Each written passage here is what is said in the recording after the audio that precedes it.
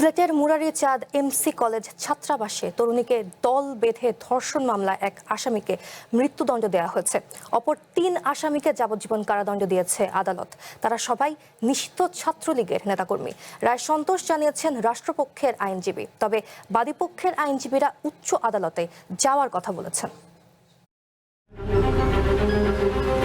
সিলেটের বহুল আলোচিত এমসি কলেজ ছাত্রাবাসে স্বামীকে আটকে রেখে এক তরুণীকে সংঘবদ্ধ ধর্ষণের ঘটনায় দায়ের করা মামলার রায় ঘোষণা হয়েছে মঙ্গলবার দুপুরে। সিলেটের দ্রুত বিচার ট্রাইব্যুনালে ৯১ পৃষ্ঠার রায় দেন বিচারক স্বপন কুমার সরকার।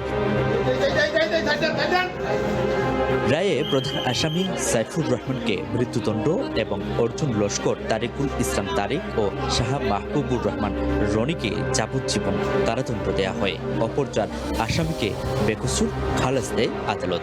বিজ্ঞ বিচারক অনেক তথ্য উপাত্ত বিচার বিশ্লেষণ করে সাক্ষীদের জবানবন্দি সব কিছু বিচার বিশ্লেষণ করে যে জাজমেন্ট দিয়েছে সেটা আমরা রাষ্ট্রপক্ষ সন্তুষ্ট।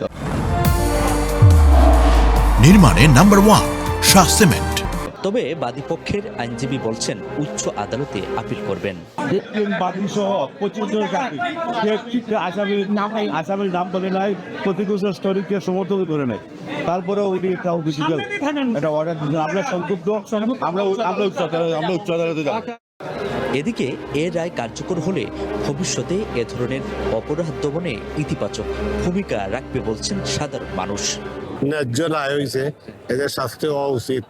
এরা যারা দর্শন করছে এরা তো আসলে অমানবিক কাজ করছে। মানুষ সচেতন হইব, মানুষ দ্বিতীয়বার এই ধরনের সাহস হইতো নাই এই ধরনের কোনো কিছু করার।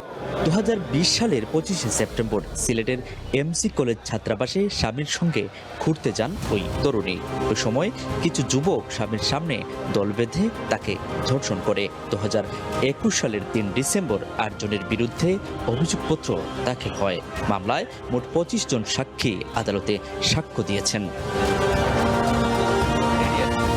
M A Qayyum, one news, Sylhet.